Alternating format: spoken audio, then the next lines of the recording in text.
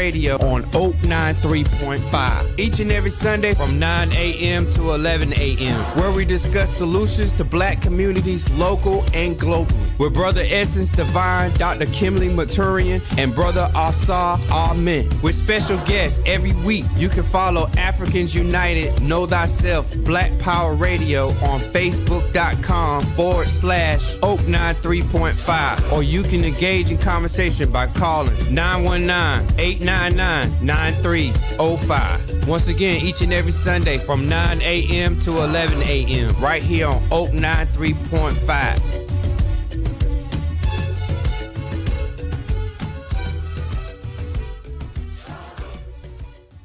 Peace to the elders, the ancestral giants. Peace to gods and goddesses past, present, and future. Peace to kings, queens, and royal families all over. And peace to you, brothers and sisters. You're tuned into Oak 93.5 FM, Africans United Know Thyself, Black Power Radio, where modern truth meets ancient wisdom. This is more than conversation, this is elevation. I'm Escents Divine, and with me, as always, we have the Honorable Brother Ausar, man. Anakasar, a BB for Hodier, African liberation, black liberation, African power, black power, for every black man, woman, and child on the planet. We are the original people. I am the original man. I am a son of Africa. Peace to the listening audience. Really look forward to this important discussion today on global reparations for Africa, Africans on the continent, and Africans in the diaspora. And the Queen, Dr. Kimberly Muktarian. Well, good morning, listening audience. This is Dr. Queen Kimberly Muktarian, and we are calling for just liberation and revolution with solutions from institutionalized slavery. Yes, and as stated, the theme today is global reparations for Africa, for Africans on the continent and the diaspora. Reparations that matter for African people are about full repair, not token gestures. Power is central over land, capital, technology, and of course knowledge. But that damage was also cultural, spiritual, emotional, and psychological. Our identities, religions, memories, and self-worth was targeted across the continent and the diaspora. Real global reparations must rebuild African power and heal African minds, cultures, and institutions, so our people can stand whole again. Reparations that truly count for African people will not be about empty gestures or polite apologies. They would be measured by how far they shift our real power over land, capital, technology, and knowledge. And let's start with Dr. Kim. How do you understand global reparations, and what should reparations inside the United States look like for black people here? Well, first of all, let me say, when we even start with the word reparations, we have to look at the word repair. Yes. Mm-hmm. And that is the root of what we are demanding, not asking. Because reparations for us mean no longer not just giving us anything as a result of what was done, but also stopping a system that allows itself to do it. I often tell people that while they were trying to capture the slave, really we should have been trying to capture master, because that is who is at fault. And if we can now, they're quick to say lock him up. We have to, first of all, criminalize what colonialism did before we even start talking about reparation. We have to talk about the fact that colonialism is a criminal act, and that it should be placed on the books as criminal. And then we move on to the repairs, because what will happen if we don't is that they'll try to repair something, but 100 years from now, we'll still be looking at colonialism. Yes.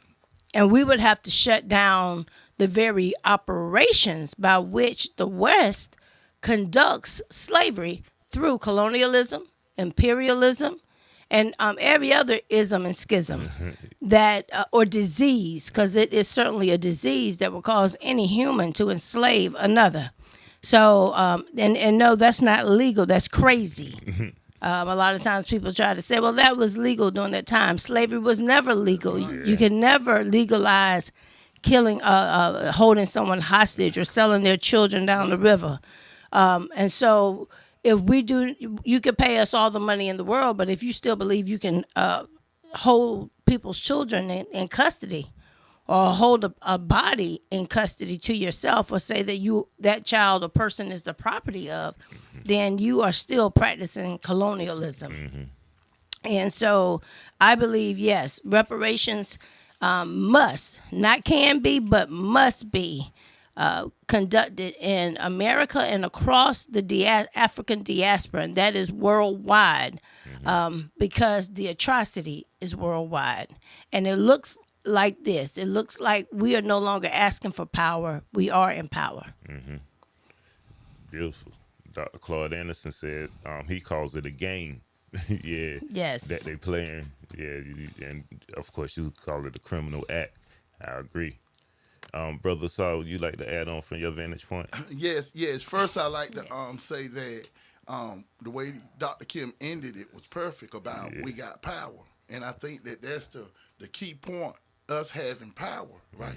And I really like the way she started out with reparations, and reparations mean to repair the damages, right? So I've been doing a lot of deep thinking and meditating on the subject matter, right? And one thing that stood out to me was the fact that it's no amount of money or anything that they can be done to fully repay us. Not only us, but when we look at the fact of what happened to our ancestors and the millions and billions of people that was affected, behind slavery, colonialism, imperialism, oppression, exploitation, our ancestors could never be paid back, right? That's right. That's a suffering, that's a real deep loss for us, and we have to learn from that history. Yes. Right? And like Dr. Kim had stated about power, we have to build up our power, right? Now, reparations to me is very interesting because, like when you was reading what you was reading, Dr. Kim was saying,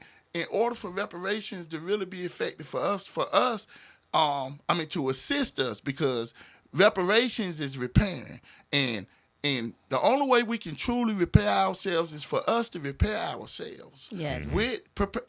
Repair ourselves with the knowledge of self. That's good. Right. Understanding our culture, really understanding history, what took place. Now, we still hold those who were accountable, those who were responsible for the criminal acts, right? Because it was criminal, right? When you talk about colonialism, imperialism, slavery, even today, the slaveocracy. Yes. Right? So when we understand that at the United Nations just a couple of weeks ago, many of the African presidents and prime ministers, the African Union, how they wanted to put slavery, colonialism, imperialism on the books as a crime.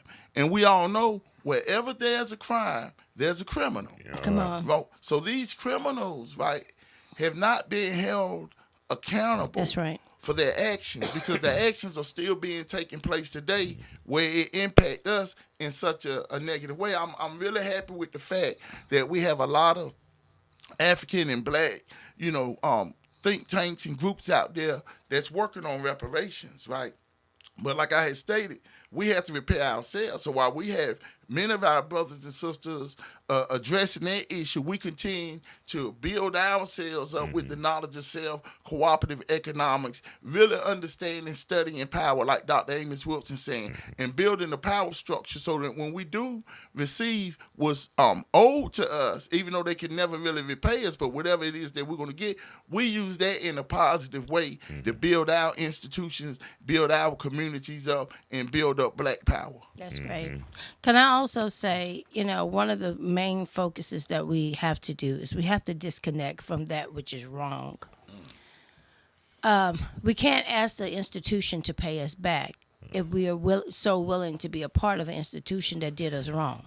So one of That's a great point. Yeah.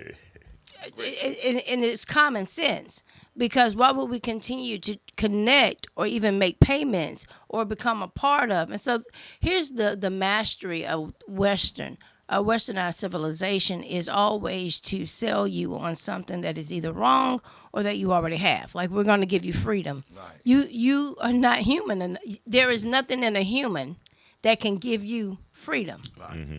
Because first of all, you never had the power to enslave me. Okay. See, something in their psyche tells them that they can own people, which means they can hold you hostage, kidnap you, and then free you. All of those are wrong, are incorrect. Their incorrect language, their incorrect civilization is incorrect. And so if you don't dismantle those initial lies, you'll be paying for your freedom. Right. You had people paying to be free. Right. Now, even Abraham Lincoln, their very own, told them that you were endowed with certain unalienable rights. It's in their Declaration of Independence. Right.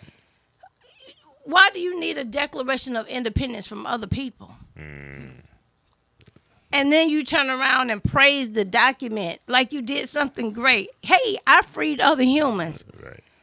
When we have never woke up and said, let me see who I can enslave. Let me see who is that I am worthy to capture and hold for eternity, even their children before they are born. Right. I own them. Something is wrong with that. And if we are praising these type of documents and behaviors, then we are just as psychologically drained or deaf. We suffer from the same deficits. Mm-hmm. And they are imposed upon us in the same manner that they carry out these untruths. So the first thing we have to do is say, no, we will not go along with quote unquote history. This is not history. This is a society of sociopaths. Yeah. No, you cannot. If you notice with the criminal serial killer who may be a sociopath, no victim follows him and say, yes, I was his third victim. And our history is such and such. Yeah. There is no woman who is affected by a social killer or a rapist who say, yes, I was his victim too. And remember when we were here and he freed me out of here? There is nothing honorable Right. about being free from a sociopath. Right. Right. I like Come that. on, brother. If I may, because really, you're talking about historical facts that took place and still taking place today.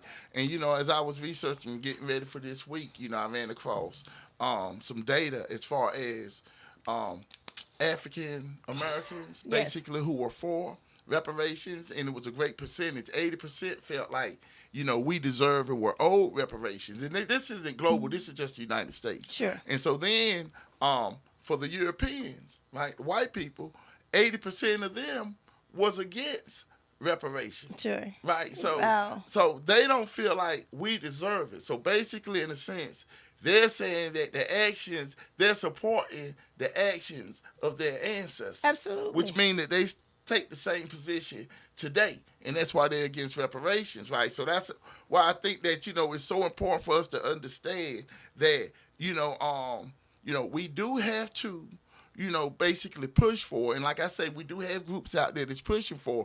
But when we understand their psychology, right, where they feel like they have done anything wrong, it's nothing that we can do to convince them that they did something wrong, but it's something that we know.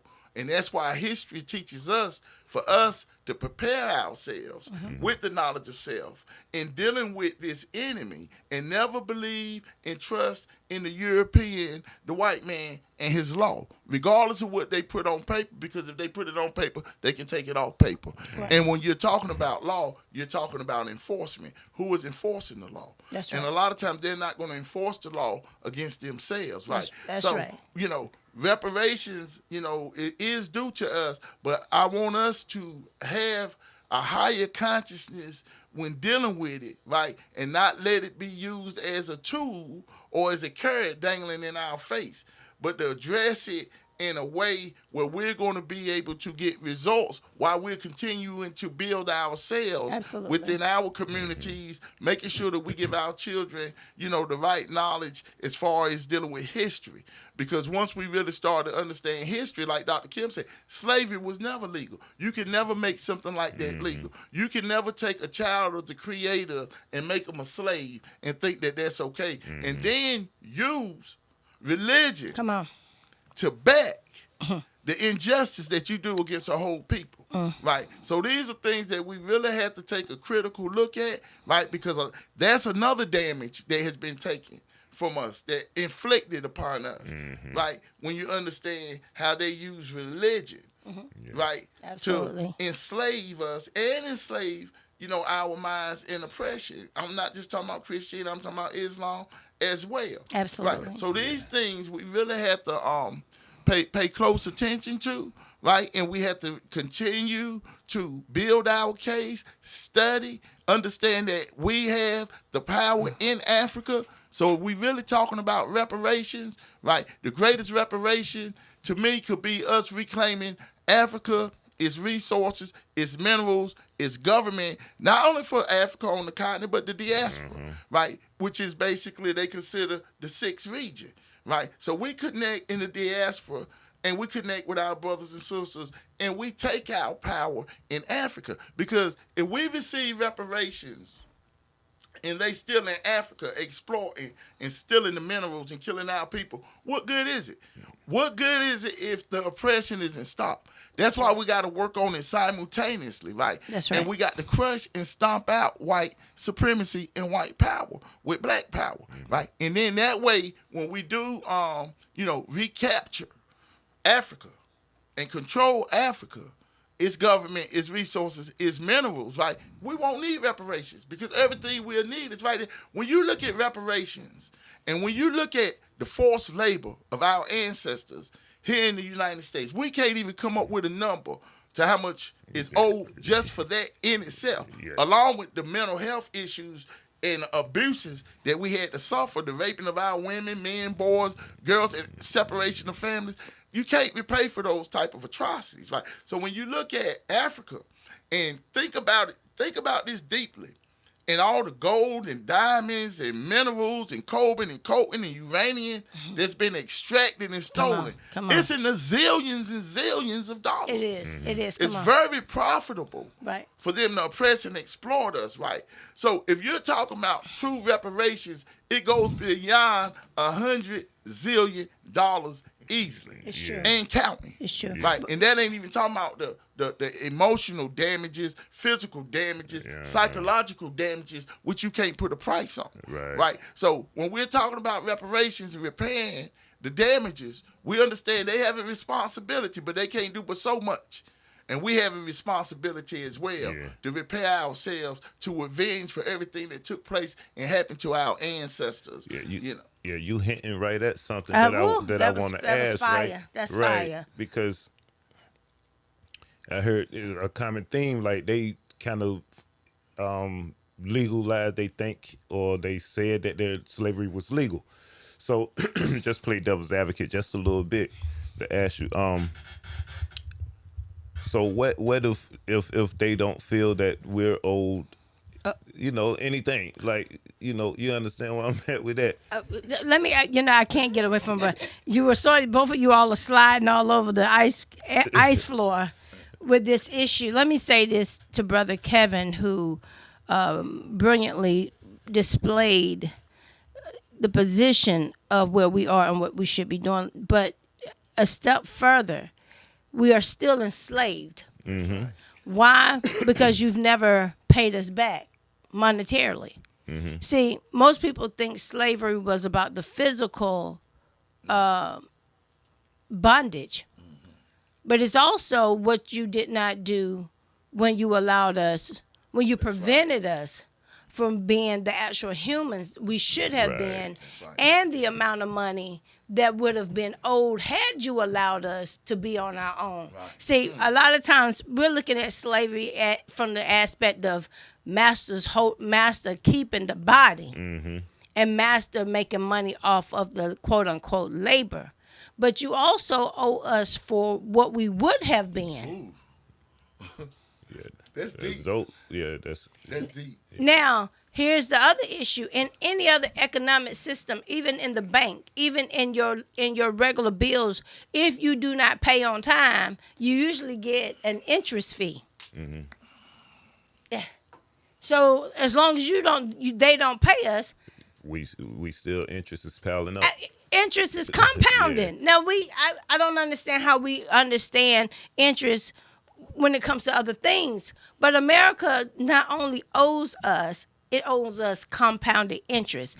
And if we don't see it financially, we usually see it in other things that would have, if they would have paid us back, we would have been at a place of comfortability. For instance, housing. Yes. Now, look at what has gone in the negative as a result of them not paying. Now, affordable housing. No, we don't have an affordable housing issue. We have a you failed to repay issue amongst the African Americans. How do I know? It's because 90% of the black women still live in public housing. Okay. How do I know? Because your JCPC, juvenile criminal prevention, crime prevention foolishness is laced, is compounded with black children. So is your foster care institution. Every institution looks like us with the failure to repay us. That's all this is. Right. And so if you pay us back and repair the family, if you pay us back and repay us for our dignity lost, all of those things will align themselves. But as long as you don't pay, you will see it manifest in other institutions and other areas of with a deficit. And so they don't mind taking money every year to create a budget to throw at the problem that they won't pay back. Right. Indeed. Yeah, Come on. So one thing that and a lot of stuff information that I be hearing, no one ever really wanted the slaves to be free. From Abraham Lincoln to anyone. So, and what I'm trying to say is, so they like, man, we ain't paying nothing. Then how do we? So let me ask it like this: strategically, do you think the struggle for reparations should be organized? No, it may never be organized. Let me say this: we don't need them to pay us. We need to take our payment. Okay. Right. Now, because that's revolution, and we're also talking about revolution. Exactly so right. Guess what? They may not never pay us, nor do they want to, and they would rather spend again millions of dollars every year.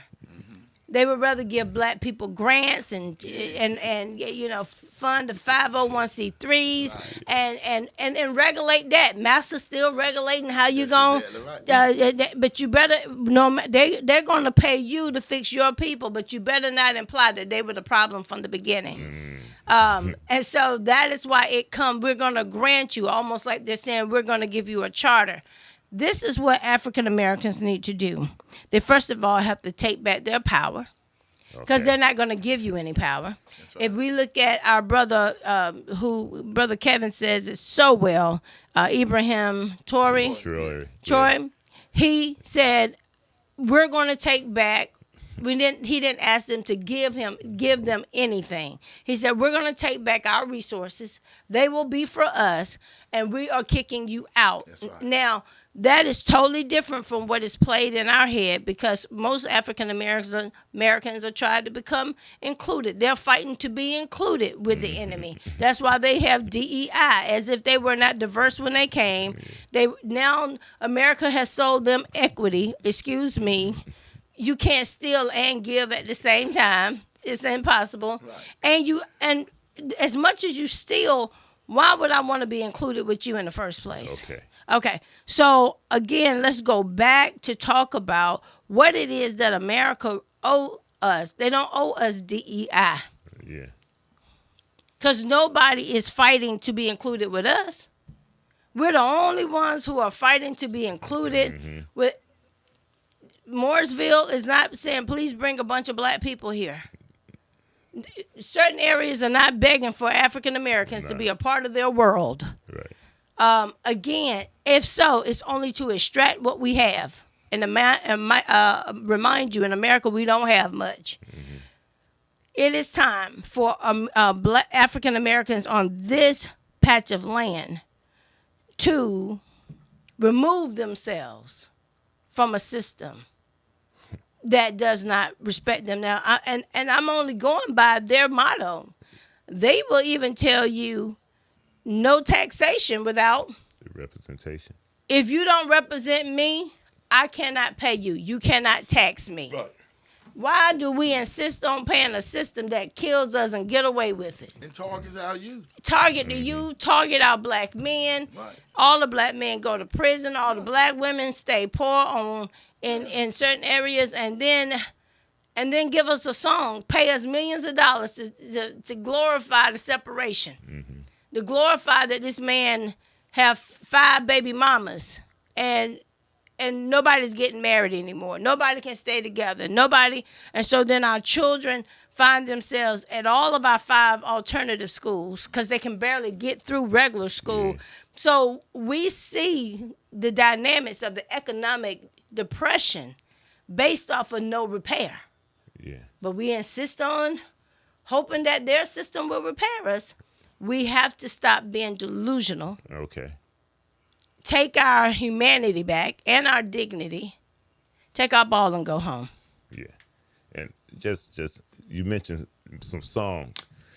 Let's just think about we expecting something from someone in their national song, the second, third stanza, maybe. I could forget which one exactly when they talking about, just what keeping their slaves, basically, right? Oh wow! Yeah, the national anthem you go to, all they sing normally in the major events is the first stanza, but it's a couple more stanzas. In the Constitution too, and it's still in the Constitution. So, yeah, brother Ausar, you want to add on a little bit about how you think we could strategically end the struggle for reparations, or yes, indeed. Yeah. I really love when Dr. Kim said that we got to take our reparations, and we do, that. We're starting off by being organized, right, and also by educating ourselves and educating our youth on history, right? The knowledge of self, basically Africa and the diaspora, right? And that's why, one of the main things at KCSSU that we focus on is literacy, right? So not only is it important for our children and our brothers and sisters to learn to read, but make sure that we're reading information that's going to empower us and teach us who we are as a people, right? Because, as I was studying, Dr. Amos Wilson made a great point where he was saying that not knowing your history impacts you in a negative way, because then you don't really understand who you are, right? Because being black ain't just being black and having this color, but history is encoded within our genetic makeup, in our genetic memory bank, right? So when we start to understand the knowledge of self and start to study, a lot of our great scholars, authors, revolutionaries, Dr. John Henry Clark, Dr. Amos Wilson, Kwame Ture, Dr. Elijah Mickle, Baba Akmos, Marimba Ani. I mean, we can just go on and on. Dr. Sheik Diop, Francis Cress Welson, right?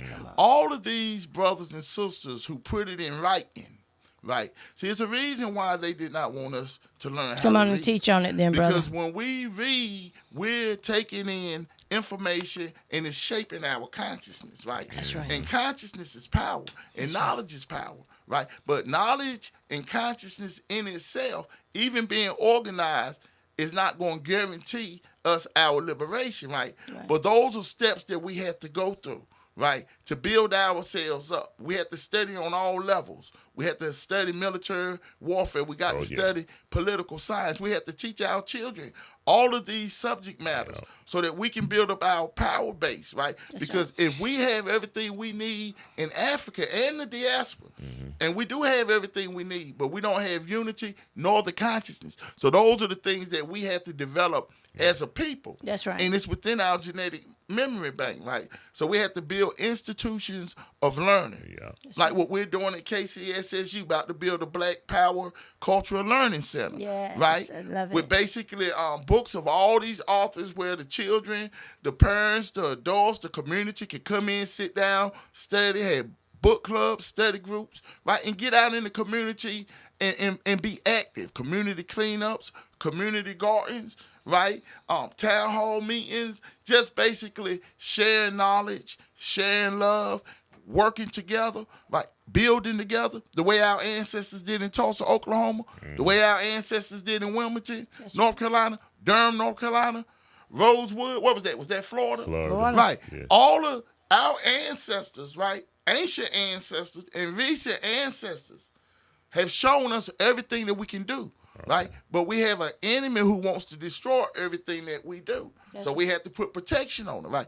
Our ancestors are great, Yes. right? Yes. And that's why we must avenge them, because we ran up against an enemy Wow. that we didn't know was an enemy because of our loving nature, right? And like Dr. Amos Wilson always says, we have to be out of our minds to be in the position that we're in, with the Europeans only being 10% of the population on the planet Earth, right? And we are out of our minds because we think we're poor when we're really rich and have everything we need Yes, in that's Africa. So when we raise our consciousness through studying, through learning, we got to learn to love to learn, right? A lot of times our youth, right, they reject the educational system because it's based off of what? A Eurocentric curriculum. Right. And they refuse to put a what? African-centered curriculum within, because they want to teach and train our children to what? To be servants, to be slaves, to get a job, and to believe into the system. Instead of an African-centered curriculum that's going to educate our children to understand, like Dr. John Henry Clark said, the purpose of education is to learn how to manage power, right? So education has to be to teach our children, how do we solve the problems that we face as a people? And how do we come together so that we can build our economy up and have power as a people, not just local power, but global power? And you said, well, Brother Kevin, not only to have power, but to empower. Yes. Because one of the things that we see from a capitalistic perspective is that most of Europeans use power to dominate. Right. And they don't want to empower others. They want to make them subjected or subjective or submissive. When you empower other people, you are not fearing power. Right. And see, they fear us having power, so they don't empower us. Right. They keep us beggarly. They keep us in a state of submission or subjection. And we don't need that kind of power. We want to make sure that every person on this planet is well fed, not just from our hand, but from their own, that they have the power to dig into the ground and pull the resources that they need without exploiting other people. Mm-hmm. You know, that should not be the name of the game of how can I hustle you. Right. You know, if my survival means that I have to hustle you or starve you out, then we are already devils and demons, as they would say, on the earth. Again, those who have been traumatized by hate should just pull the plug. That's how you stop the currency. Mm-hmm. And behind the wall, behind the system, all we do is we pull the plug. And today, that's the message. Yes, indeed. Pull the plug. Okay. The reason why we're continuing to receive what we've been getting is because we don't want to disconnect. Mm-hmm. We still believe in inclusion, or that someday they're going to give us something. They're going to empower us. They're going to be fair to us. And they're not, because fear won't allow them to do that. Their economy is based off fear and dominance. And you cannot love your neighbor if you fear your neighbor. That's why the police system does not work, because your police system fears the very people that they're supposed to protect and serve. Mm-hmm. Now, certain people they protect and serve, but other people they manage and arrest. And seek and destroy. Seek and destroy, yes. And so we have to understand that if we plan to be free, if we're planning to be liberated, the first thing is telling yourself the truth. And that part is probably the most dangerous for us, is the most detrimental, is because we don't want to accept the truth for what it is. We see it with our eyes, and then they come and give us their version of what we're seeing. Right. Oh, no, they're the cops. No. They act more like the Klan. Right, that's right. Look at your numbers. Look at who they're arresting. Look at who they're pulling over. Look at why they pulled them over. Is that the cop or is that the Klansman? Do they sound like modern day patrollers? And we don't address those issues enough. If we pull the plug from the lie.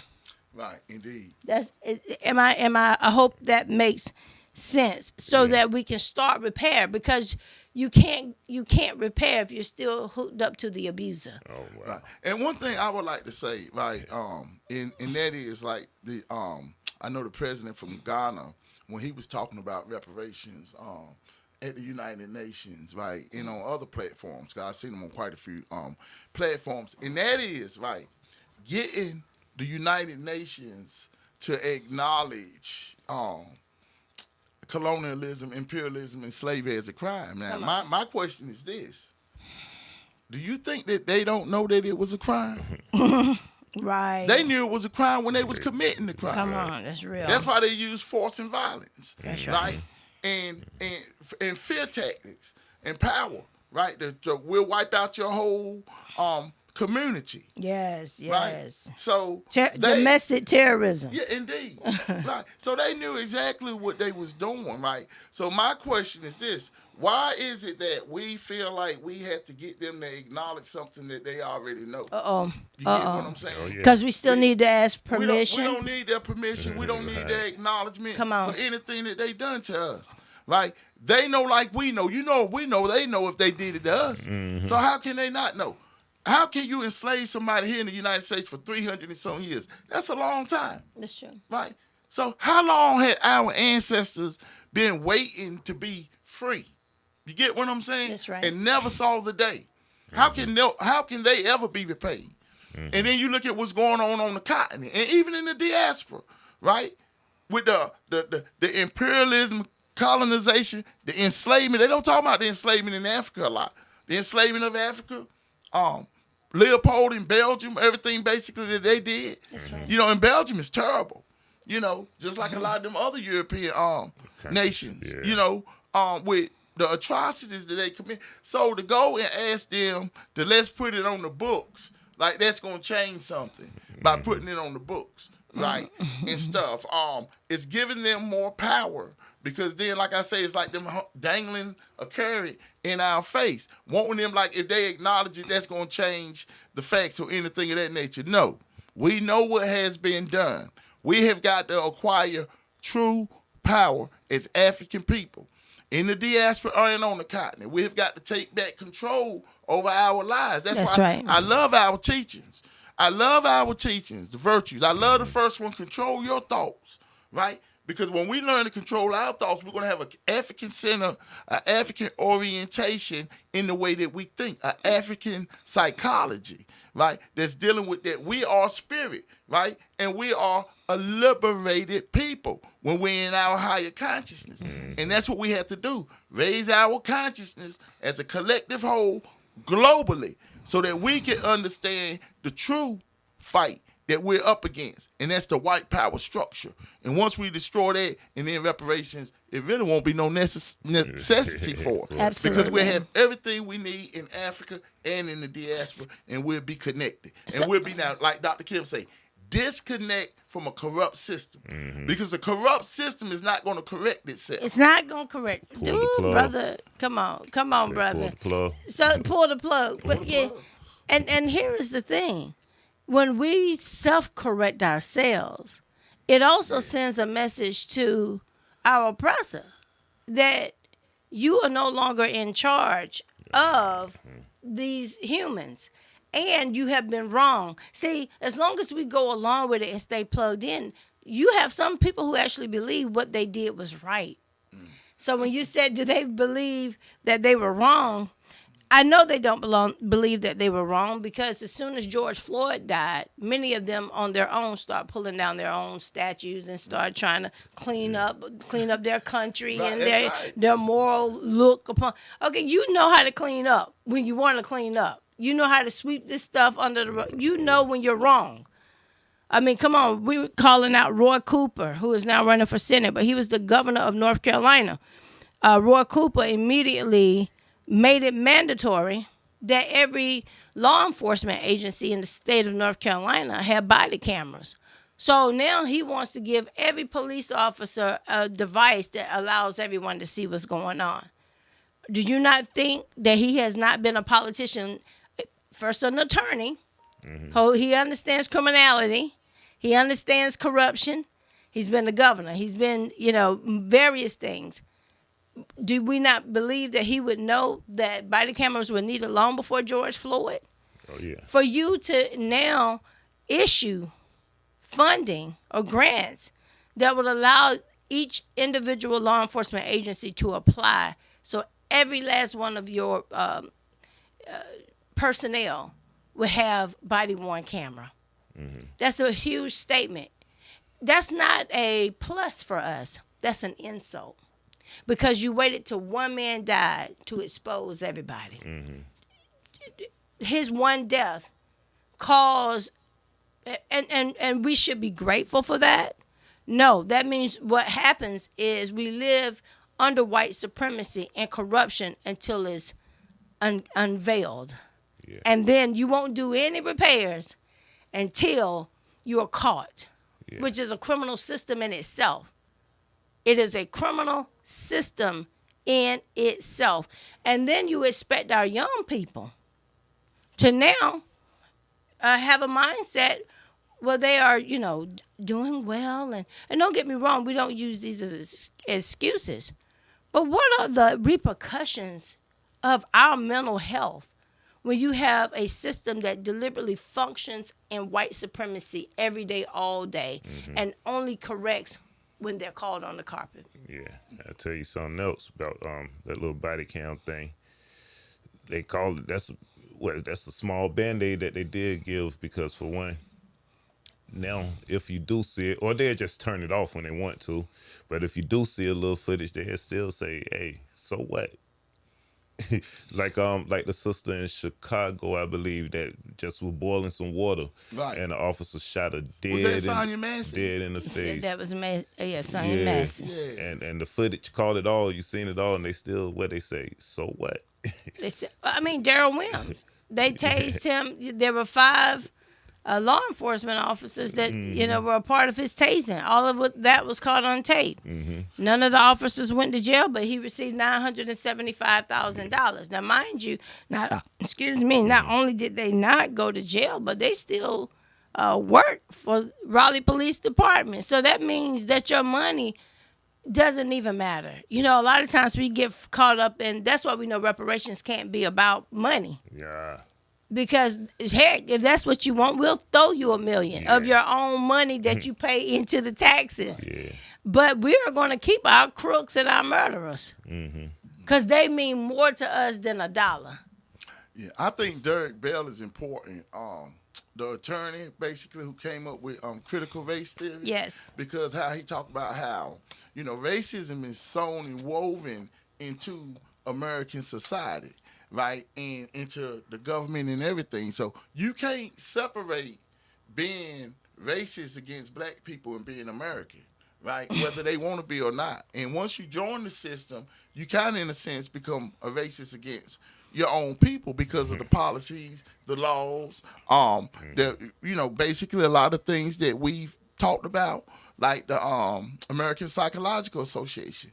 Right, and how they admitted to intentionally misdiagnosing, African Americans, children, giving us medicine that we didn't need, right, and just making our mental health conditions even worse than what they are, right. So when we talk about reparations, you're talking about how would you expect, an agency or a government with these types of practices to really try to repair the damages, right? So what Derek Bell was talking about, the permanence of racism, right?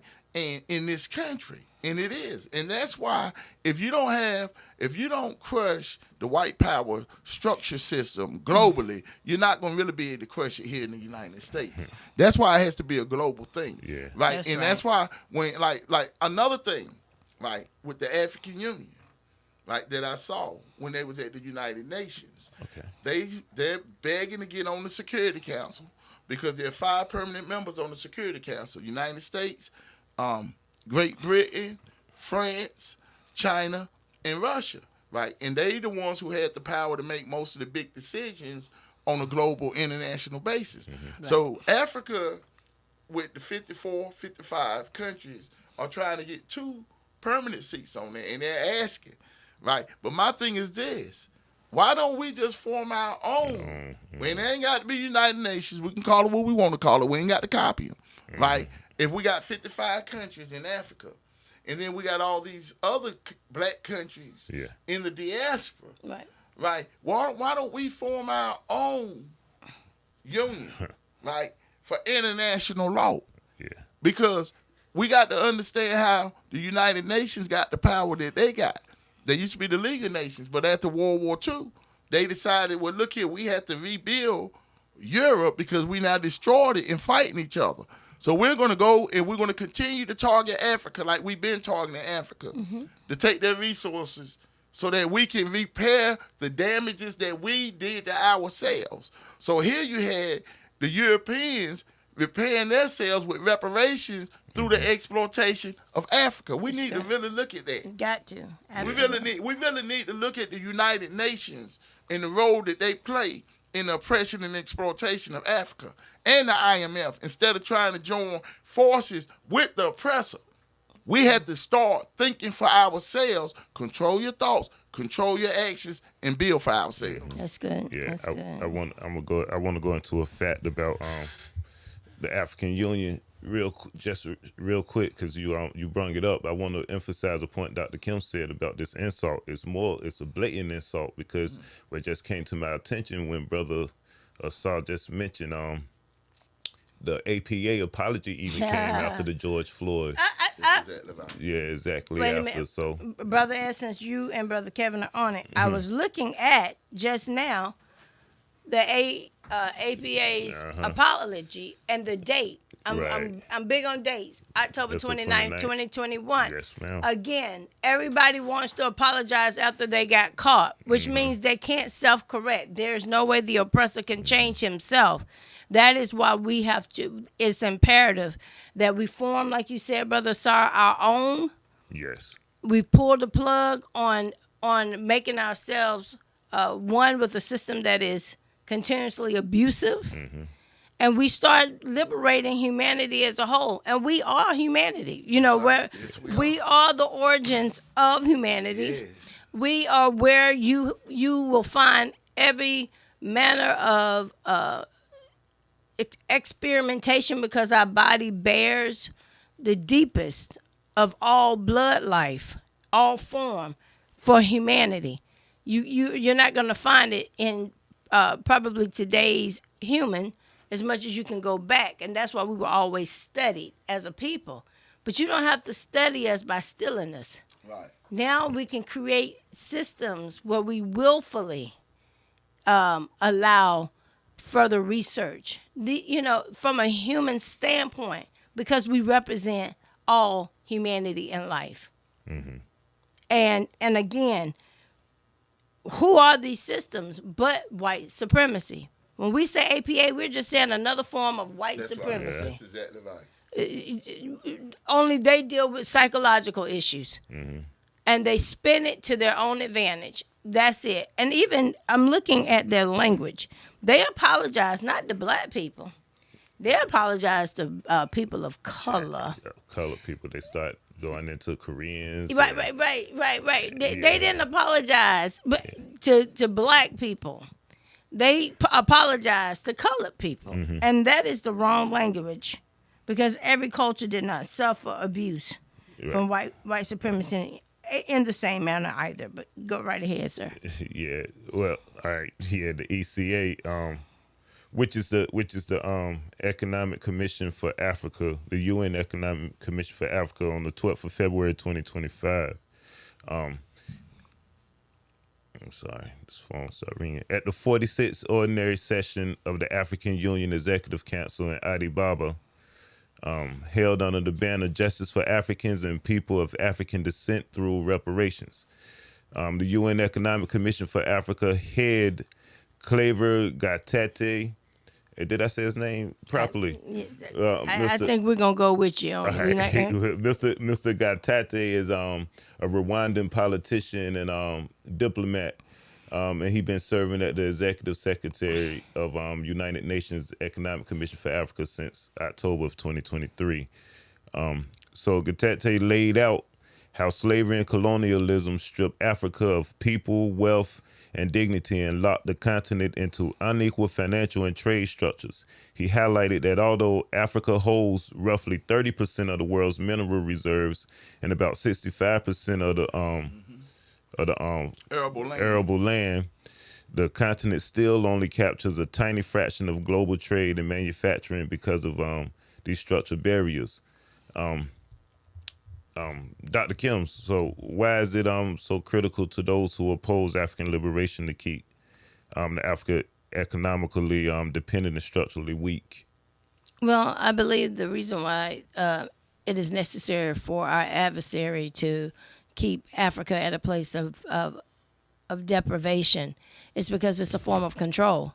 Yeah. It's a form of power, the same power that we're saying that we are deserving of.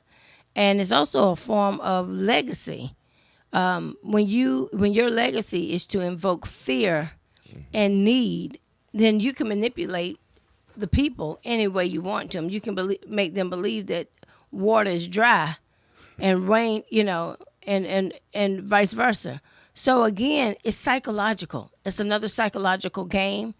When you don't have resources, but you have them, and I don't know where you have to be in your mind to be standing on gold but don't have any access to it. Yeah. That's something. Or you're standing on the gold that belongs to you, but when you pull it out, you have to give it to a person way across another continent while you starve. Mm-hmm. And they decide whether or not they're going to pay you for your labor or sufficient labor. It is absolutely inhumane for the people of that continent not to enjoy the fruits of the resources or the fruits of their labor in a way. I often get angry when they even offer commercials here in America. Every kiss begins with K, jewelry. And you see these diamonds come up across the screen. And I know that those diamonds did not originate in some European country. Yet those stores would never come and post themselves in the African American or African communities. And to think that we are so thirsty to run and go get a diamond or to be, when our people have been exploited so bad. The children have been exploited so bad. They make movies about it. And they make movies such as Blood Diamond, am I right? So we have plenty of examples, but we also have plenty of realities that tell us how we can gauge the temperature of how much we've lost. And why we should say reparations is non-negotiable. No, we don't want to be included. No, we don't want, your equity. We don't even want to be right now, let us define what we need. I don't recall us making up DEI. These are terms and languages and treaties and stuff that they brought as a result of getting caught. It is time for us now to unplug and decompress so that we can think about what it is that we really want. Even if I think for us, we may not know what we want, but we should know we don't want to be treated like this. We don't have a master plan. They like to catch us up in the details. How do you plan to get reparations? What do you want? What does reparations mean? I don't know what it means, but I know what it is not. I know when we're not repaired. And that is why I say the first thing to do is unplug. Yeah, and Brother Ausar, I'm coming right to you. I know you ready, but this goes back to something that he just said a second ago. Forming our own. Yes. Our own. It ain't got to be united anything, but whatever it be called. With the diaspora, with the 54, 55 countries, nations on the continent. And I mean all the diaspora from St. Lucia to North Carolina. Come on. I'm sorry, Brother Ausar. You want to add on about keeping Africa economically dependent? Well, I mean, Dr. Kim, she covered it, pretty good. But to break it down in simple terms, right? If Africa is thriving, Europe can't thrive, right? And that's why the book was written, How Europe Underdeveloped Africa. But I think that, even thinking in those terms, we shouldn't, because it's not their responsibility to develop Africa. It's our responsibility to develop Africa, right? So, of course, they're going to underdevelop Africa so they can develop themselves. They're not going to develop Africa. They developed Europe in 1945 when they came and said how they was going to repair the damages that they did to themselves when they was fighting each other, right? So I think that, as Africans, right, on the continent and in the diaspora, we have to understand, right, that they never have our best interests at heart. Anytime they're in Africa, it's to explore. Just like when they brought us over here. They didn't bring us over here to include us in the corporate world, to make it diverse and make it equitable. They brought us over here, what? As enslaved people. That's right. To capitalize off of us. So we can never forget the mistreatment that they've mistreated us with. A lot of times we like to fool ourselves by saying, well, all white people ain't like that. That's not the point. The point is what we're challenging is a system of white supremacy, the white power structure. That's what has to be destroyed. That's right. And that's what has to be crushed. Because as long as they had that white power system, white power structure, they're going to oppress and exploit black people.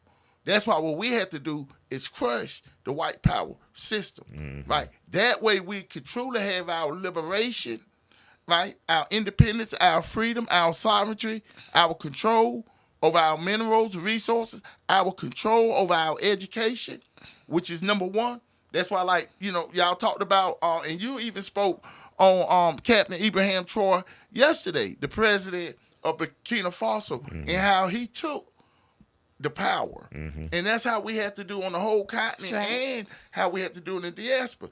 We have to take the power and educating our youth, right? Because all three of us know how fast time go. Yes. Our children going to be grown in the blink of an eye, and they need to be prepared, right? Not only repaired, but prepared, That's right? good. And we have to prepare ourselves for power, right? We have to prepare ourselves for global power. We have to put ourselves in a position. We have to study our history. We have to understand what we have in Africa and what we have in the diaspora, the people that we have with the different skill sets, the different expertise, right? And one point that I want to make before I pass it back to you, Brother Escents, is when Dr. Kim was talking about, the police brutality, right? And we talking about the United Nations and how they was formed. Remember, the United Nations had the the Human Rights Council. That is correct. And they came up with the International Independent Expert Mechanism for the Advancement of Racial Justice and Equality in Law Enforcement, because they know how racist and how much injustice that the law enforcement has caused the black people, African people all over the world. That's right. Right? All over the world. So they got a special commission to they got 12 points where these law enforcement agencies can work on themselves so they'll stop oppressing and exploiting people. So you know that the problem is out of control when you have the same people who causing these issues, the United Nations, are trying to come up with commissions that solve the problems. When the real problem is the white power structure system and global racism. It's true. It's good, Brother Kevin. And just the points y'all making, just to emphasize just a little bit more, what we're saying about forming our own type of committee, and that's to try to come up with ideas of what reparation may mean towards how Right. to accomplish getting to those places. So just back to strategically, no, it should not be individualized. It should be unified from country to country, nation to nation of the Africa and the African diaspora. And let me say this, and when we think, we need to think always globally, because that's how they treated us. They could have shipped us anywhere in this country. I mean, anywhere on this globe. Yeah. So it's not just about America. It's Definitely. the fact that anywhere, us being black men, they had the ability, because they thought we were their property, to drop us wherever they felt necessary. Separate the families. Right, exactly. So again, when we ask for when we demand at a consciousness of international slavery, not just. And let me say, we're also doing apples for apples, because our adversary is also a person who thinks imperialism, which is not just America, it is worldwide. So when we think globally, I mean, when we think about repair, because I can promise you, whatever we see happening here is equal to what is happening across the globe. Why would we not fortify to dismantle the entire thing from across the world? Yeah. And that is important. Yes, sir. Yeah, I want to say because I know I had sent you something, Dr. Kim, and I think you too, Brother Escents, of the young African brother, basically that was talking about how Africa wants peace, right? Because he was talking about, and it was powerful. He was talking about how the children aren't even growing up to live because they're being murdered, slaughtered, starvation. You know, and when we really look at that, this, I don't care what year it is. They say 2025. It's just the year that they count, and these same injustices and atrocities are still taking place in Africa, right? And that's why we really have to wrap our consciousness around the reality, right, of the way that we not only have been treated in the past, but the way we still being treated, right? That's why we have to repair ourselves, because this brother was crying out to the world, look here, Africans, black people, we have to come together. That's right. And stop this, because too many of our children aren't growing up, some ain't even being born, even here in the United States. That's true. With the mortality, The infant mortality rate. amongst infant mortality amongst black children and even the mothers. That's right. Right. So this is dealing with medicine. We can't trust their doctors, right? So, we really had to, understand that we had to believe in ourselves, right? And when I was studying, I also sent y'all some more things. I don't know if y'all looked at it though, but I was looking for black people and Africans who were against reparations for black people in Africa. And there are some people out there I saw that, Brother who Kevin. feel like we don't deserve it for one reason or another, but that's a whole nother story. Yeah. You know what I mean? And, Well, and let a lot me- of time. Go ahead, Dr. Kim. Well, here's the thing. The argument is not about whether we deserve it. Yeah. It's just an outstanding bill. Yeah. Even if we die, the bill will still be present. So, I've never heard anybody say they didn't need a bill paid. Right. If you owe somebody, you're supposed to pay them. And a whole country, a whole continent, a whole people are owed reparations. Now, how you go about doing that, hey, that's another method. And I think that's where the argument becomes stifling, because nobody can disagree that we're not owed anything. Right. No one, whether they feel like we're worthy to be paid, Right. is the real argument. They don't feel that blacks are worthy to being paid. Here's the other issue. The illusion that black people are successful with or without reparations. All they need to do is find a couple of black people that look like they're happy, and quote unquote American-based success. And then if you're so successful now, then why are we even talking about slavery or slavery-related issues? So they want us to live in this cosmos of the illusion of success, so that means that we forget about the pain and the wrongdoings of America or whatever from yesteryear. Well, guess what? Even if we forgot it, it's still owed. Yeah. Even if we were successful, it's still owed.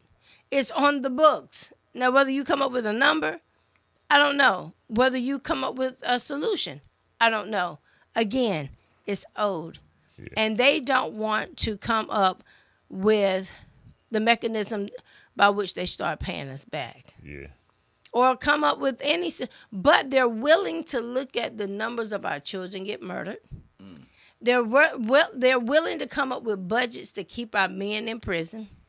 They're willing to fight to keep even giving food stamps or basic necessities from your president. So they don't have a problem with the numbers or coming up with numbers to deny you what they should have given you so they wouldn't have to take care of you. If you'll notice, immediately when this administration got into office, the first thing they started doing is pulling the cord off of people that they felt were unworthy to live. When we're talking about European mindsets, we're talking about not just those who don't believe we should be paid. These people still don't believe we are worthy to live. Exactly. That's a whole different trauma or reality that I don't think even we want to face. That's why we're constantly at the police level training them to de-escalate. We're constantly training America on how to be civil. That's where the word civil rights movement, civil war. We're always teaching them how to be civil. Don't kill us. Don't let your dogs out. Don't bomb our cities. We haven't even got to human rights yet. We haven't gotten to being human. We're still teaching them on how to be civil. Which means you might not be talking to somebody who feels like, who have clearly defined what humanity is. Because some of the practices are very inhumane. Okay. Yeah, definitely. Am I making sense? And here's the thing. They tie our humanity in their legal aspects. Yeah. How do you legalize civil rights?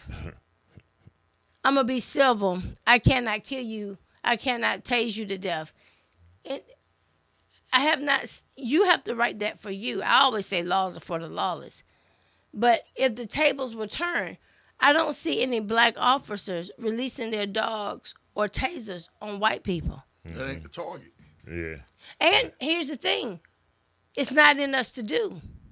We know how much voltage, if you let a lot of voltage out, what happens to the human body. We are talking about, we're still trying to teach people who are inhumane how to be human. Yeah. And so when you start talking about payment, if they don't see you as someone worthy or human enough to receive payment, that is why we can no longer ask for payment from that culture. It has to be on us to repair ourselves. Repair ourselves, definitely. So what I'm hearing, reparations, well, what we know, reparations goes way beyond payout. First of all, some of us just to know, pay me back, like, what I need, like, just give us our souls back. Give us our spirituality back. Give us our, dignity. Yeah, so let me go. Good Tate, he also, 5 pillars of reparative justice. Good Tate argued that real reparative justice for Africa and the scattered children must go far beyond payouts. And he offered 5 main pillars for turning the call for justice into material change. Okay. Reshaping the global financial system so Africa has real weight in deciding economic rules. Using the African continental free trade area to deepen trade within Africa and drive industrializations. Processing Africa's minerals at home so value stays with African people first. Building intentional, mutually beneficial partnerships between the continent and the African diaspora in both economics and culture. Right. Speeding up African integration through the AU's free movement of persons protocol to strengthen cooperation and people-to-people ties. So, all right, so Brother Ausar, I hear you was speaking up. So from your perspective, why is African movement so tightly controlled? Basically, it's the same concept that they use here in the United States, right? Where our enslaved ancestors, they had to have, a card or something to move freely, right? So it's restricted movement. So it's dealing with power and control, right? So if you don't have the power and control to take your goods and your wares and your business and travel from country to country freely, that's going to restrict your opportunities, right? Sure. And that way you're not going to be able to build relationships throughout the continent, right? So the African Continental Free Trade Area Agreement, right, basically where the different countries are supposed to have ratifications, which is giving official documentation, right, where you can come to their country without a visa or without a pass or whatever it takes, right? Only 5 African countries so far has ratified it, where you can come to their country as a fellow African without having to have a visa or whatever it takes, right? Okay. So you got all these other countries who have yet to do that. The power is within the hands of the governments of Africa, right? So we have to look at the African Union, we have to look at Africa and say, why is it? Because we understand there is corruption, right, in the government, and a lot of times it's forced corruption because of the imperialists, the colonists, right? And that's why they put the ones they want in position so that they can still have control over them. Right. That's right. So if these the African Union, right, the same ones who was there talking about reparations, right, if you have the ability to open up the borders where Africans can travel freely, it would increase commerce and trade on the continent. Now the reasons, and I'm gonna just give a couple of reasons of why many of these countries have yet to ratify the African Continental Free Trade Area Agreement, where there's free movement, right, is because of security reasons, right? They're worried about rebels or what they consider to be rebels or guerrillas, or terrorists to come in basically and do what they want to do, and disrupt the country. So they feel like they have to protect their borders. Another one of the reasons, I call it excuses, that they use, right, because you can put security on your country, right? And Rwanda has done that. Rwanda basically are saying that, and Rwanda is thriving, where, it's becoming a tourist site and everything, but they can track whoever comes there, whether it's through plane, train, or bus, whatever, wherever they are. So they're letting people come in freely. Okay. Right, but the other countries are using excuses not to, but it will increase trade, and we know a lot of this is because of the corruption, and we talked about that on this show, right, where and PLO Lumumba, right, the great attorney and scholar from Kenya is always talking about, how the traitors, right, the presidents, the prime ministers, those in government, how they betray their own country and betray their own people. That's right. So if they will open up the borders, right, and we get organized, right, and we stop looking to the West and being the West puppets, right, and then Africa would be able to thrive, right, because before the Berlin Conference in 1884, 1885, we didn't have no borders. And that's why relationships were better amongst the countries. But when they divided Africa in 1884 and 1885, they were dividing families as well. Yes. That's right. Right? So now you have families fighting against families and things of that nature. So we really have a lot of work to do on the continent, in the diaspora, in building relationships with one another so that we can strengthen ourselves and be powerful as a people, as opposed to always basically feeling like we had to sell out our people just for our own personal. So can I ask you something, satisfaction. brother, because I hear your explanation as to why the borders of Africa has not been as freely open, whereby they can do trade and benefit themselves. Let me ask about what, I know that you have to protect, like you said, your your borders and your people and their resources from being exploited, even from our own, especially if they get bought out by, Right. westernized influence. Help me understand. Should Africa just go cold turkey and open up, or should they phase in the trust that we now see with Burkina Faso. yes, Right. who is doing both building, Right. but Indeed. also Yes, he is. securing. Right. Like That's right. he's wise enough to know that you still need that military presence. That's right. But he's also building economically And the structure educationally, and everything. right. Yes. He's building it all simultaneously, That's right. so he's not just throwing things in the wind, but he's strategically fixing all areas of the country. Tell me, Right. what do you see about that? I think that it has That's to a be great done question. in increments. Okay. Because a little bit at a time. I think that that's a great example. Burkina Faso, right? I wouldn't open it all up at one time because it's too much going on. Sure. Right. As far as war, as far as conflict, just like in the Congo, Sudan, Sure. and other places in Africa, right? But those who are at peace, I feel like it'll be a great strategy. I think it has to be organized, Right. right? And I think that the countries all have to come together and agree. Let's do what's best for Africa, for the continent, right? Because a lot of times we talk about Africa just being one country, Right. right? It'll make it more powerful, Right. if it was one country working together. But as we discussed on this show, a lot of the because that's what Kwame Nkrumah proposed. Yeah. I think it was back in 1963. Okay. And a lot of the people in power were opposed to it because they scared of losing power, but they really don't have no power because the countries that they have so small that they really can't make an impact on a global level. But if Africa is one, that's a lot of power, Right. Yeah. right? So you have people who aren't thinking about the best interests of all Africans in Africa. And I think that one thing when we talk about reparations, not only are Africans in Africa owe reparations or in the diaspora, but Africa in itself, the continent, Yes. right? For everything basically that's been done to the continent. Yes. To put it in the position as far as like they talking about 65% arable land that's not being used.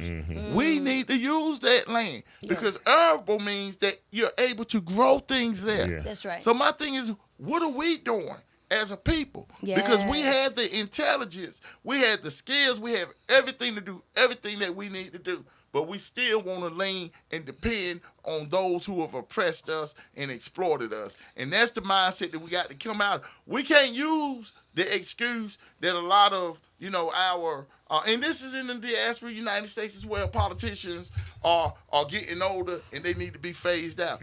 Well, when Kwame Nkrumah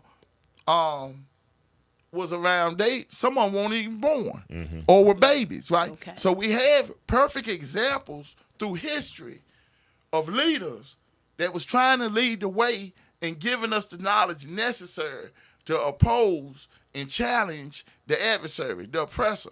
But unfortunately, the miseducation, right, has really damaged us, and that's why they always make sure that they try to, in Africa and the diaspora, that they try to give us their education, which is going to make us slaves and servants to their cause.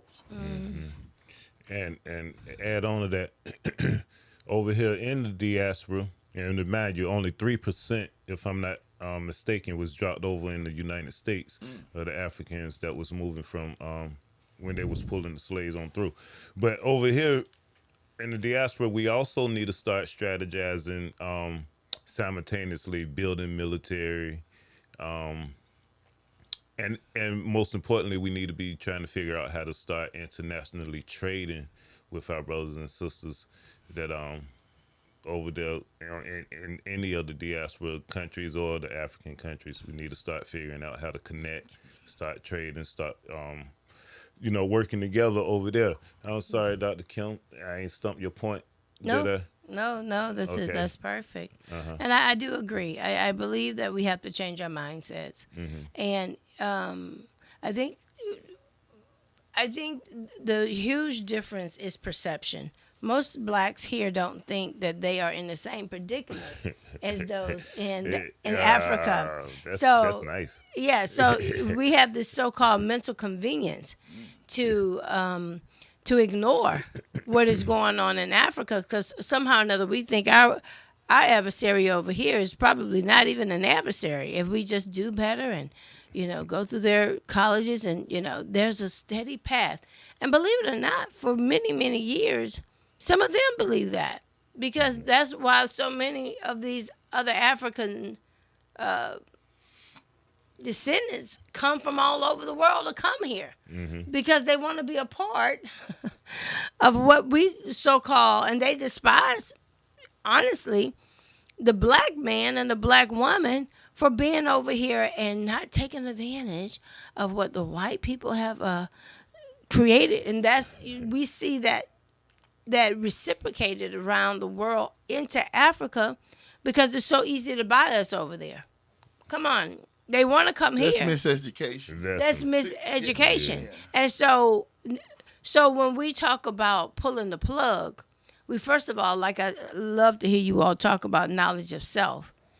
It's important that we start self-educating so we can know why we need to pull the plug. Because just pulling it, people don't. I can't tell you that people get it. Right. They can be looking right at it and still be like, well, we need to go vote on Monday.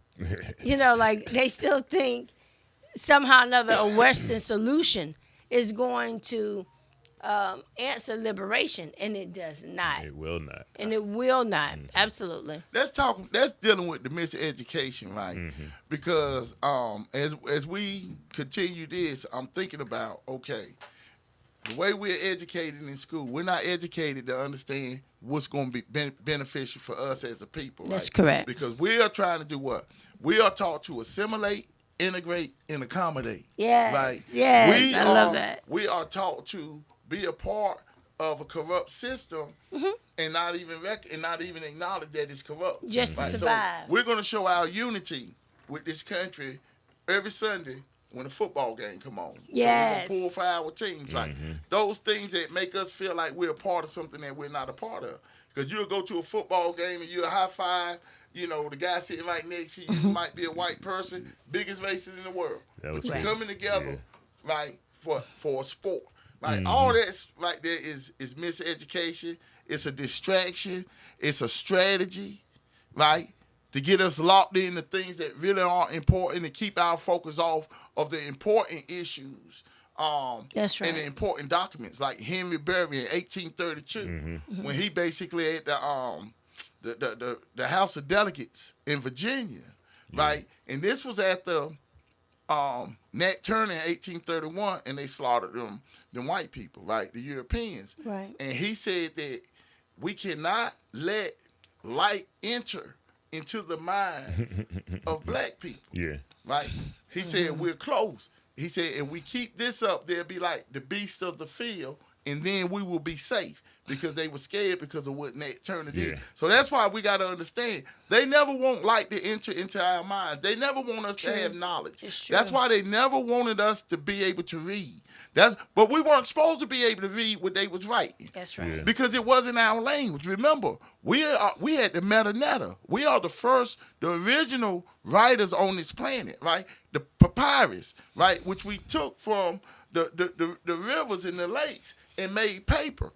Right, documentation. So we were able to read nature, and we was able to print it out, right, and write. So when they act like we were ignorant, our ancestors were ignorant, how are they going to know something that they weren't taught? You get what I'm saying? And that's a trick they play with us, right? And that's a trick that they still play with us in the education system by making our children feel like they're inadequate or ill-equipped to be able to understand their language and their curriculum. But the curriculum is based off of what? A Eurocentric ideology based off of Europeans, the European child. So that's why we have to have an African-centered curriculum, teaching our children who we are, teaching them history, right? So that they can have a consciousness of understanding the responsibility that they have to their family, to their community, and to humanity. Yeah. Well, Brother Kevin, you said, well, when you talked about us being the original people and the forms of civilization, including reading and writing, not just developing a form of literacy, but also what do we do with that information? How do we interact? Because I can say this, when we look at the documents that is presented now, even with legislation, they call it pork or, earmarks and all kinds of things. But when you look at the language that is often presented in documents here is always manipulative. Right. Indeed. It's designed to confuse. It's designed for one to win and the other to lose. That's why they draw lines. That's why they have gerrymandering. Because anytime they start writing, it's never to benefit us all. Language and the ability to write, we are responsible for the world as a whole. That's right. So when we write the language or we write any messages, it shouldn't be to escape. Mm-hmm. We shouldn't have to do they talk about the Underground Railroad, and while it was significant, why do we need to write a map to escape humanity? Right. Well, I mean, do we hear ourselves? Mm-hmm. We are so engrossed with surviving the sociopath until we don't get a chance to say something is wrong with this picture. Mm-hmm. I think about the natives who they did over 500 treaties with. When did they get a chance to learn the English language in order to sign a treaty? If we're talking about just true nature, because even though we wrote our history, we also had to understand that spirit was more powerful than anything written. Right. Because we see them write on paper promises all the time, just like the resolution. Right. They apologized. They put it on paper. What did they do with that, Brother Kevin? Not a thing. Not a thing. So just because you write it, is not has the intent. So we have to still look at the intent. That's spirit behind what you do. Yeah. So let's not get it too. And I'm gonna say this: Europeans actually think that when they write something, that means they're more civilized. Right. Schooling and education. When we talk about the miseducation is that if we wrote something that is supposed to legitimize our civility, Indeed. and it does not. No. Mm-hmm. Actions speak louder than words. Actions speak louder than absolutely. And let me say something just to be clear out there to any and everyone listening. We're not saying either that we're better than anyone, we know more than anyone, Absolutely. or anything. And like Brother Ausar speaking about how we will formulate at a game or something. I was at my son game yesterday, talking to the dude sitting right beside me. Never seen him before in my day of my life. But so point I'm getting to is that I'm still, I'll still get into that too. But the point is, I'm growing, I'm learning, I'm trying to grow, trying to teach the youth.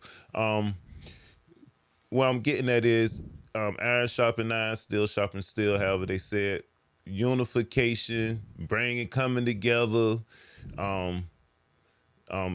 being with one another, learning, teaching, and then we could start building reparations. Then we could start trying to work towards some reparations, you know what I mean, from wherever point of view that it may look like, because as Dr. Kim stated earlier, we don't even, they ask us what we want or old or whatever, we like, hold on, give us 2 or 3 minutes, let us hold it up. Right. We should be huddling up already. Absolutely. Right. Absolutely. And trying to figure out, so let me ask this here. So we talk about repairing the cultural, spiritual damage done also to African people. What would that look like in practical terms in our communities today? Well, repair culture and spiritual, that's what we have to do. Mm-hmm. Right. And that's the thing, that's my main message today, is look within, don't look without. Don't look outside of yourself. Right. Don't look for your enemy to do something that you can do. And don't expect your enemy. Only thing you gotta do is look at history. The history will tell you how they think about us. right, through their actions, right? Because we've been asking them to do stuff for us for hundreds and hundreds of years. Please, free us from being slaves. Please don't kill my husband. Please don't send my child away. Right? They've had the power. That's why power is everything. See, the reason they do the things they do is because they got the power to do it, as Dr. Amos Wilson said. So we have to develop the power to stop them That's right. from doing the things that they're doing. Right. And if we don't do that, and we can't play no games with it. We can't take the soft side, because every time we take the soft side, something happens to us. Because we fall back to sleep. We can't be asleep. That's why in Shetawat Netta it says Shetawat Netta, right? Shetawat Netta joins the main purpose of life is the great awakening, to know thyself, spiritual enlightenment. Know thyself, great awakening. That means to wake up, to understand the things that are going on, right? That's why, I really love the instructions that our ancestors left, right? And one of those instructions was, right, teach the hearers that which has been told to those who have followed the ways of the ancestors and listen to the spirits, right? Teach the hearers. Don't teach the non-hearers, because the non-hearer ain't going to do nothing.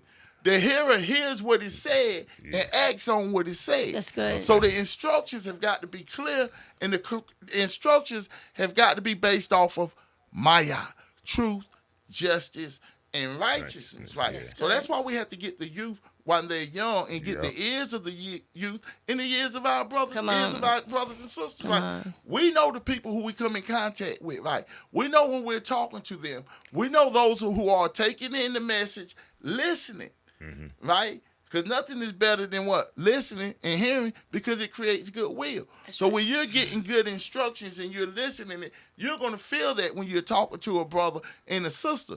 Or then you got those who want to reject anything that's dealing with the empowerment of African people and black people. And those are the ones who are working with the enemy. So they have to justify in their mind where they're not a part of the black liberation revolutionary movement. That's right. Because they get their benefits from the enemy.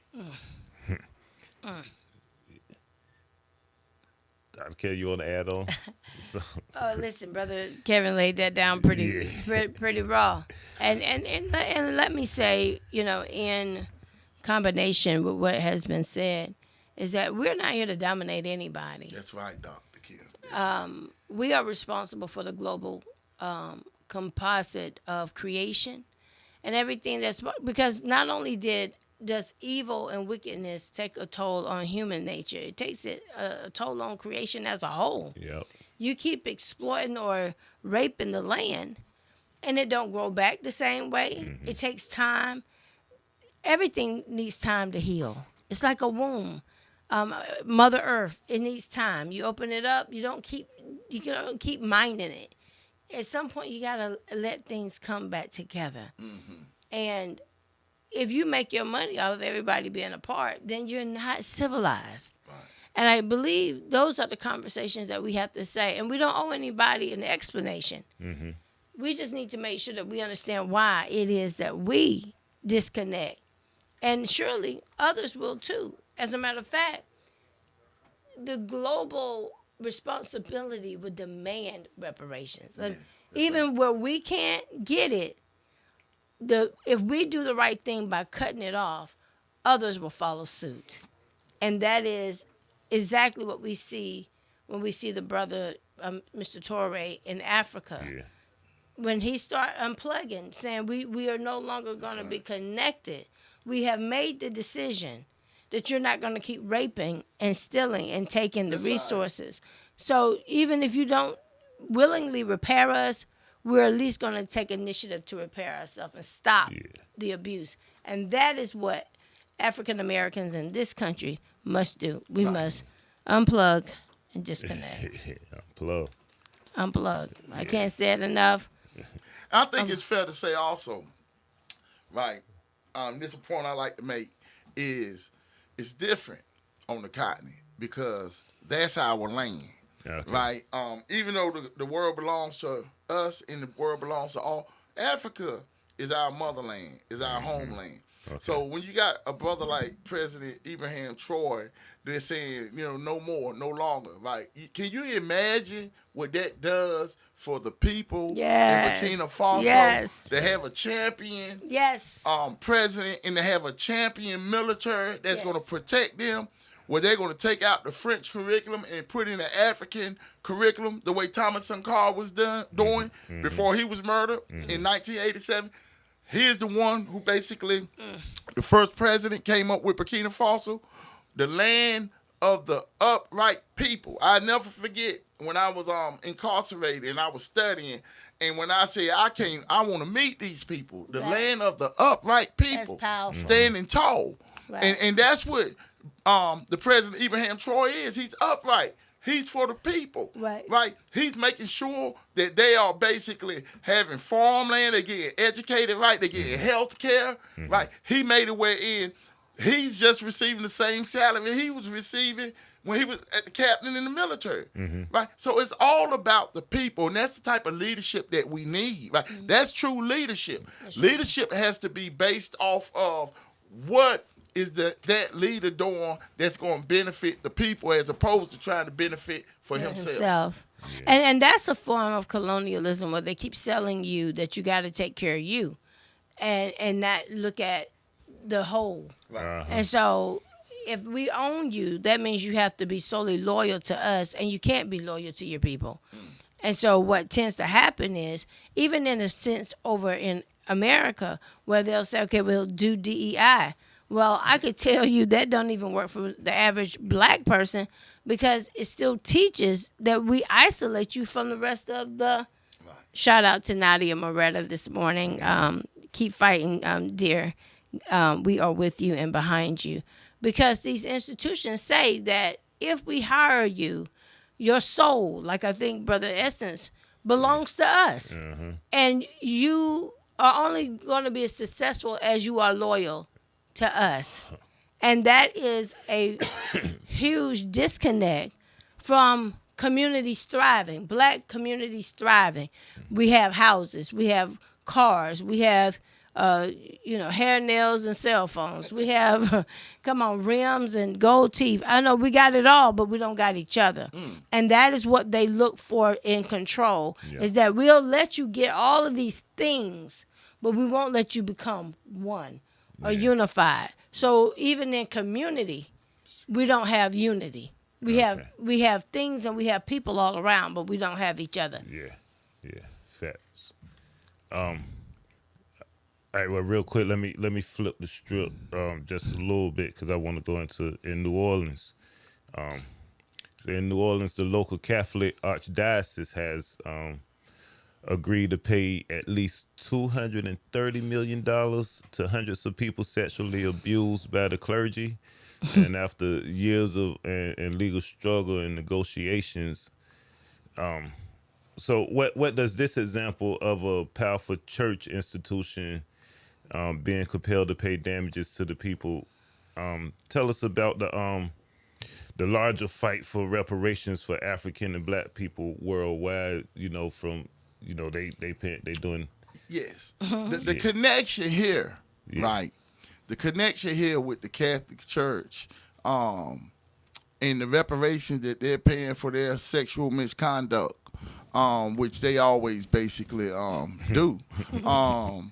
It goes to 1452 with Pope Nicholas V in the Papal Bull, right? Basically, which gave Portugal the right to invade Africa and enslave anyone who they wanted to, right? So here it is. You got the Catholic Church today willing to pay out $230 million, right, because of their sexual misconduct, their sexual misbehavior, right, their corruption, but yet they played a major role, right, in the transatlantic slave trade. Yes, they did. But yet they haven't said that, okay, we're going to pay all Africans on the planet reparations for the role that they played in enslaving our ancestors, and the role that they still play today in the oppression and exploitation of our people. So they're always willing to pay, other white people, right? And I think this is important. Come on. The same way the Jews were paid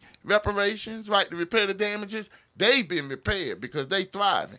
Even though, you can't repair a lot of the, the people that was killed, but still they're thriving as a people. That's right. The Japanese, right, they're thriving as a people. The Native Americans, unfortunately, aren't thriving as a people, right? They receive reparations.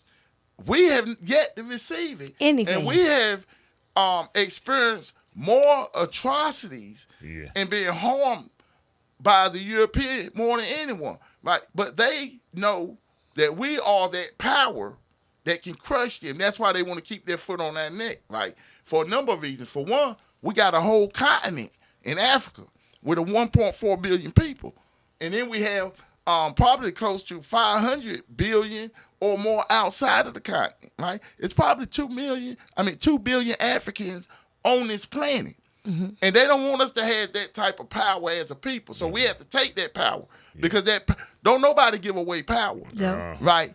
And stuff. They know that, they in cahoots with the Jews, so they don't mind about them building themselves up because they Europeans as well, right? And the way the Europeans operate, they don't care who's in control as long as it's one of them, as I've been taught by Baba Akmos. As long as one of them is in control, they can deal with it. That's why they did the Berlin Conference. That's why they got the United Nations and things of that nature. But they do not want to see us in power and control. And that's what we have to do as a people. We have to understand that ain't nobody going to do it for us but us. That's why the prior 2 weeks, what we talk about, African revolutionary warriors. Yeah. Because you have to be a revolutionist. And you have to be a warrior when you're tackling these type of issues.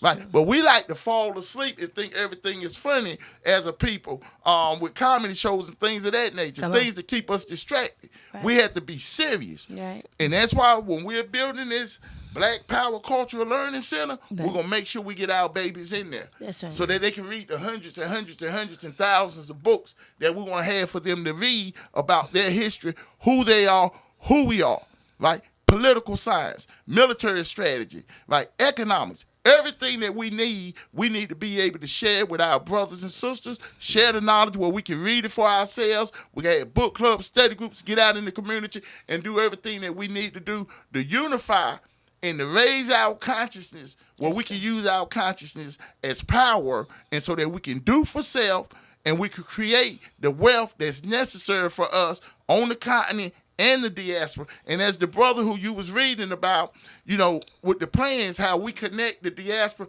with the Africa trade and commerce. Mm-hmm. It's good. Yeah. Well, the economy, the system that we should be looking for is one that we thrive and not survive. That's right. Mm-hmm. And if we find ourselves at the bottom 400 years later after so-called being released from slavery, then surely the system is rigged. And again, who would want to play cards with a cheater? Right. We already know that if we know that our hand doesn't have any spades in it, we throw our hand back in. Right. Yeah. And we say we deal the cards as we don't play. That's right. Yeah. And I think we're trying to play along just to get along, and that's where we stand right now, and that is killing us. Just because you are playing the game don't mean that you're going to win when it's already rigged.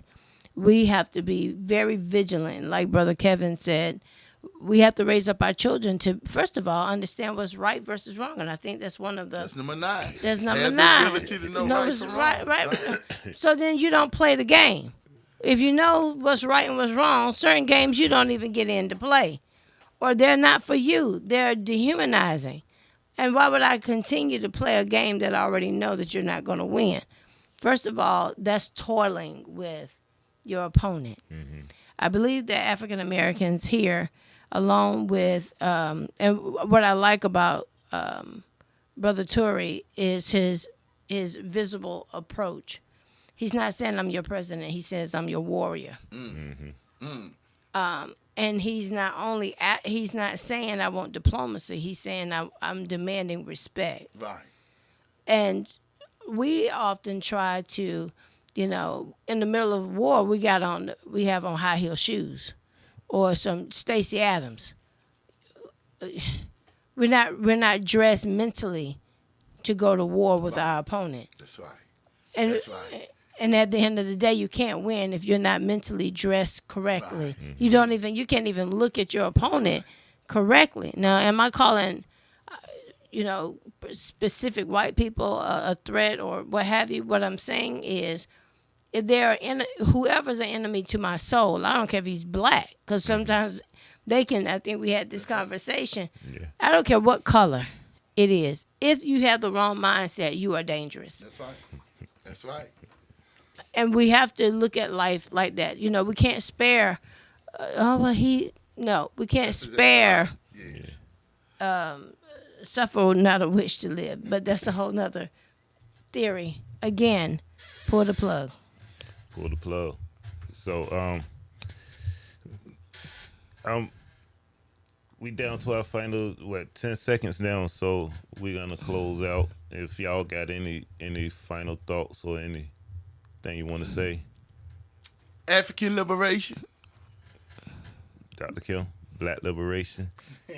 I'm with it. Black liberation, human liberation. Yeah. So every time an institution is forced to pay for the harm it caused, it proves that reparations are a matter of power. And organizing for African people, true repair means African-controlled industry and land, free African movement, and deep revival of African culture and spirituality, alongside serious financial justice. This is not a request to be included. It's a commitment to restore our power, heal our wounds, and move together towards sovereignty and liberation. Until next time, know thyself, love thyself, and remember, proper education always corrects error. Yes. Peace. Revolution. Peace.